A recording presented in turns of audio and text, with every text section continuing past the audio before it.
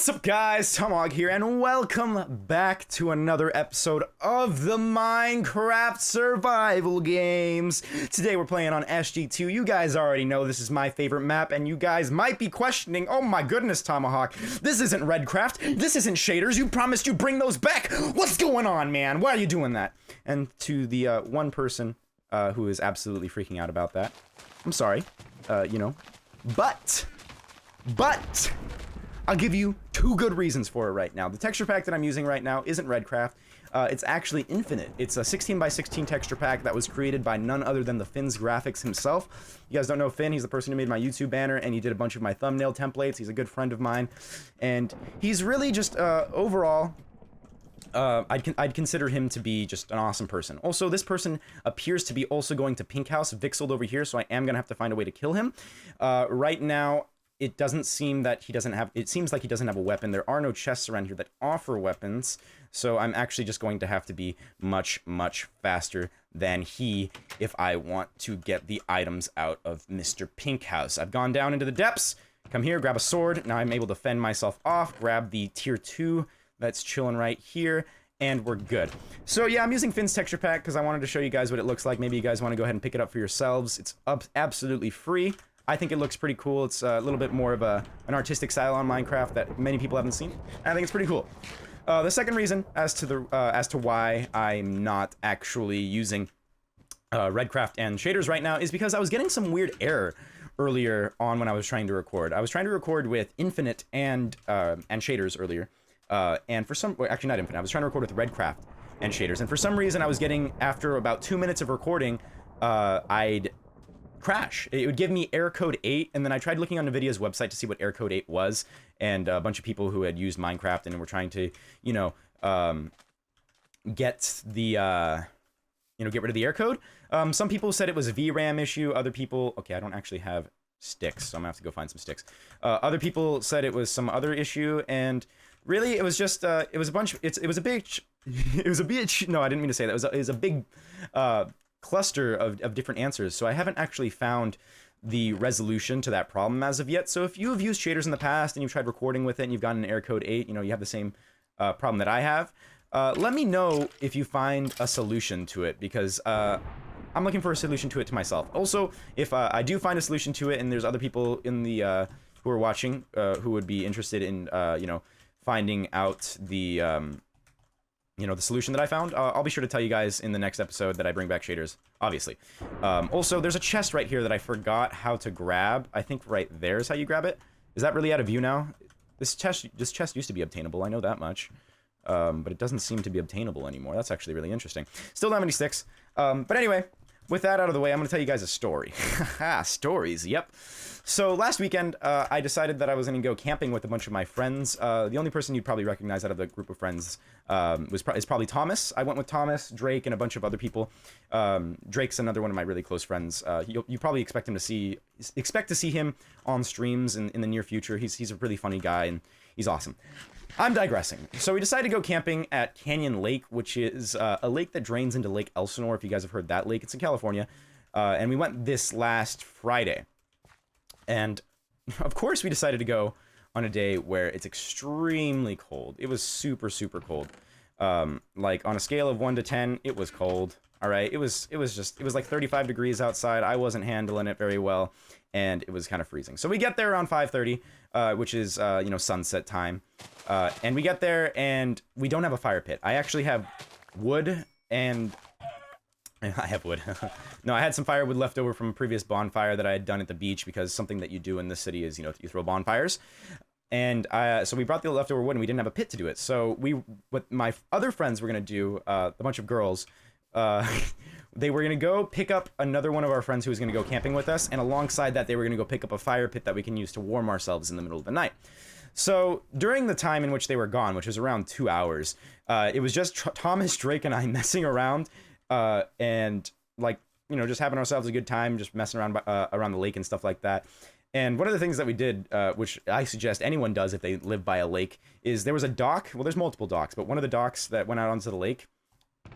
And we went out onto this dock, and what we did is we got really close to the edge, as far as possible to the edge that your shoes can get without your shoes overhanging the water, and then we'd stand there and look forward. And what happens when you do that is it makes it look like you are standing on water, and it was awesome. Like, it was just super beautiful. I've never done that before. Up until that moment, I was just like, this is great. The entire time I was obviously freezing my butt off, but finally, after 2 hours, they come back with another friend. His name's Austin, and they have a fire pit as well. And we're like, oh, praise the Shire. And of course, when they bring the fire pit, they didn't bring any lighter fluid, so it was going to be a little bit more difficult to light the fire. But you know, with our manly skills, we did it. Just Drake and I, what we did is we grabbed some like, we ripped a branch off of a nearby tree, and then we just took the branch, and then we, you know, you basically you rip it in half multiple times up until the point in which, you know, it has enough surface area to be used as kindling. So then you just, you know, take like a lighter, because we had a lighter lying around, and then you light it on fire. Boom, we got fire. And then, well, we kind of had fire for about 10 minutes. We had fire, and then the fire went out, and then we had to relight it 2 more times after that. But then after that, we had fire. All right, you know, and I felt pretty manly for having started fire all by myself. So give that to me on my wilderness survival points. I can start a fire, assuming that I have a lighter with me. Don't need any lighter fluid or any paper or any sort of stuff like that. It's all good.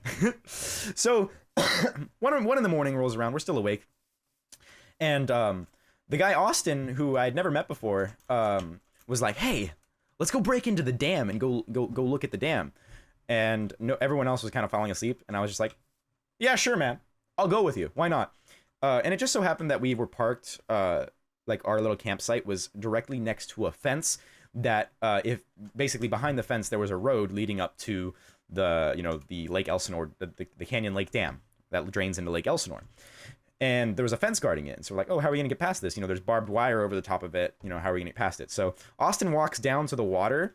And so the fence, like, so imagine the water just being the lake right here, and then the fence being along the water, or at least parallel to, no, adjacent to the water. That's the word I was using. So all you need to do is get really close to the lake, and then just go around the fence, and then go walk forward. And so we did that. You know, we walk around the fence, and we're like, well, that was pretty easy. Well, actually, it wasn't really easy. We walk around the fence, and then we are kind of walking adjacent, or not adjacent, parallel to the stream, because there's still a fence to our right. And so we're trying to go far enough to the point in which we could go over the fence, or the fence ends. So we're kind of going like underneath trees and around bushes, and like, you know, getting our faces stuck in branches and all that sort of stuff, until finally we come to an area where we can kind of go up a hill, even though it was covered entirely in bushes, and then go around the fence, because the fence ended. Just like, imagine the fence going like this, you know, like an L-shaped fence, and then right here's the water, you know, L-shaped fence, water, and then so the fence ends, we go around it, and then we're walking on the road for a little while, and then all of a sudden we come to another fence, you know, blocking it, and we're like, okay, how are we gonna get around this one? And literally all you have to do again is go around the fence. So what we do is we go around the fence. There's a little bit of a ditch. It's just to the left of the fence, like probably like an 8 or 9 foot ditch. So like, you know, you have to kind of grip around the fence, and then just go whoop, and like flip yourself around. And then we keep walking for a little bit, you know, still along this road. And then finally, one more fence. This fence is a little bit more sketchy, because not only is there a ditch, but the fence is hanging over the ditch. So you can imagine there be... I should probably make my iron sword right now instead of just using hand motions. Lol. I don't have any sticks, actually. Oh, wait, I already have an iron sword. I'm done. Don't talk to me. Let me just grab that right there. So it's not only is there a ditch, but the fence is overhanging the ditch. So like, this is flat ground, and then imagine the fence being from there to there. So it's like overhanging the ditch. So what you kind of have to do is you kind of have to like jump onto the fence, and then kind of go around the fence while still going, like, kind of like Mario style, where you kind of like move yourself along the fence. Well, what you do is you hit the fence, and then you go to the other side. Also, this cow looks pretty snazzy, I'm not gonna lie. So we go around the fence, and then we finally make it to the last one. I mean, technically there's one more gate, but you know, we can't get into this gate because that actually goes into the facility of the dam. But we could do is we go around the whole structure of the, what is this? This is an ender pearl. Ooh, thank you so much, Zeno Everdeen, for that. So we finally make it. Oop, did I just hear an arrow? Am I just crazy? I might be crazy. So we finally make it around the last fence, and then we look at the dam, and I didn't actually take any pictures of it because that would be illegal. You know, this is just a story, all right? Pictures would be evidence, all right? I could be lying about this whole thing right now, right? Right. So we look at the, we look at the dam for a little while, and it was just like a nice, beautiful sight. And I was like, mission accomplished. So we go on back. We finally make it, and then we kind of just go back to our tents, and then we go to bed because it's like 2:30 in the morning at this point. Also, I'm trying really hard to find people right now. There's only 6 people left. I should probably actually go back to the cornucopia because refill's happening soon. So I'm actually gonna do that right now. So, and then we go to bed, and then we wake up in the next morning, and it's actually still really, really cold. We woke up around 7 in the morning. At least me, Drake, and Thomas did. And so I decided I wanted to go back up on the dock and then just kind of like, wake up in the morning, seeing the sunrise kind of type style, overlooking the dock. And for the dock, there's kind of like a hill that kind of goes down into the lake. And so that's how the dock was. The dock was at a slight angle, and then it flattened out on the water because it was floating on the water. So you have to go down at this incline down to get to the dock. So in the morning, I didn't know, but the dock was completely covered in ice. So Drake and I go over to walk on the dam, and there's kind of this area at the start of the bridge that leads to the bottom of the dam that is, it's pretty much completely safe, because it has these, it has metal, so the metal serves as, friction, so you don't, kind of fall and slip yourself to death. But just after that, there's still more incline and nothing but just, the wood, covered in ice. So I go to, take one step on it, and boom, whew, my headphones come off, just like that. I used too many hand motions. Obviously, my headphones just came off.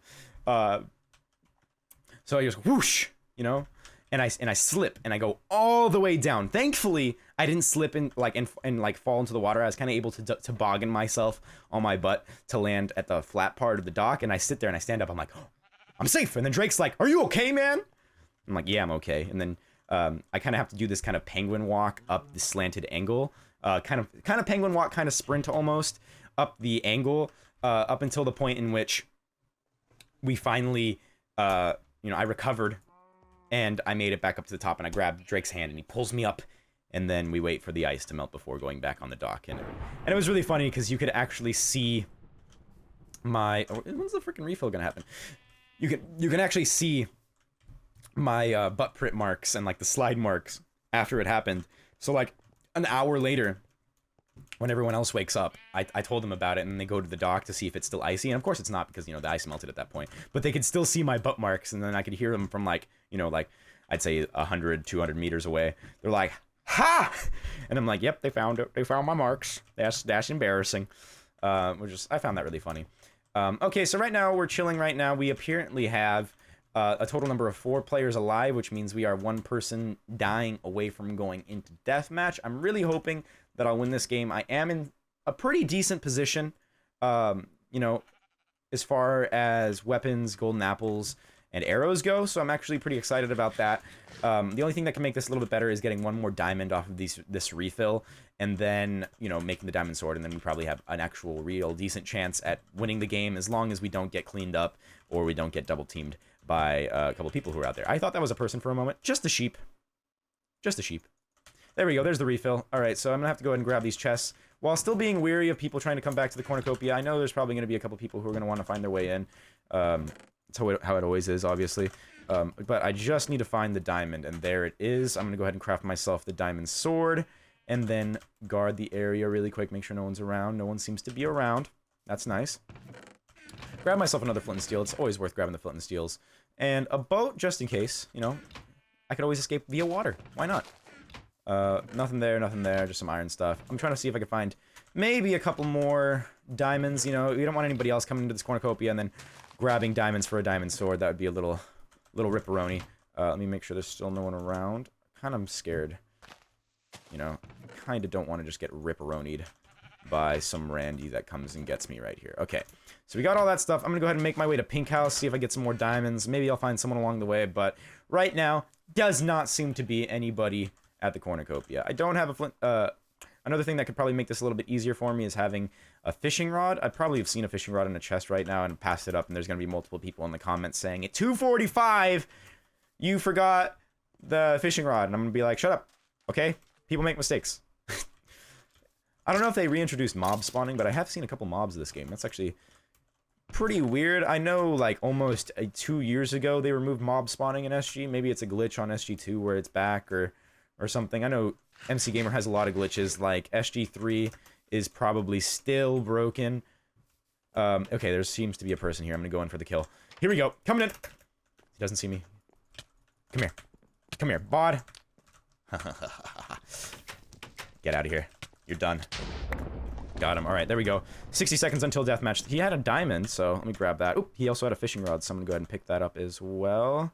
What do I need to toss out for that? There we go. We got a fishing rod, and then we'll just toss everything down one layer more. Actually, I'm gonna keep those. Whoops. Who cares? It's enough. I have enough food. Golden carrots restore a lot of saturation, but I accidentally threw them on the floor, and I'm too lazy to pick them back up. So let's see. It's me versus Vixeld versus Quasi. Creepers? You trying to screw me over? Jeez, that was a little spooky, not gonna lie. All right, 30 seconds until this death match begins. Here we go. Oh, and if you guys are wondering what happened to, you know, the rest of that that trip, you know, we went home we were supposed to stay for 2 days, but we ended up staying only one because it was extremely cold that first night, and we just decided everyone else was too cold, and we decided to go back. So, you know, no big deal. Also, look at that, another freaking skeleton. Get out of here. All right, so we have ourselves a person with full chain. I mean, you know, he's not really full chain, but arguably full chain.